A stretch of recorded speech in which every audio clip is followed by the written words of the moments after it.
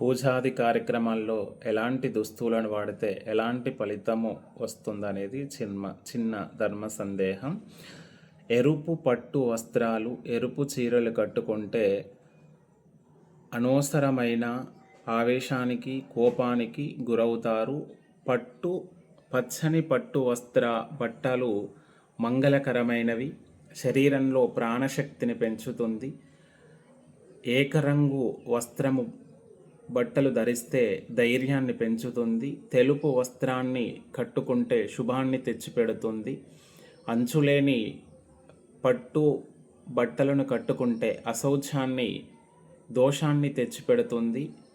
పట్టుబట్టలు కట్టుకొని భోజనం చేసిన తర్వాత శుభ్రపరచకుండా ఆ వస్త్రాన్ని మళ్ళీ కట్టుకోకూడదు.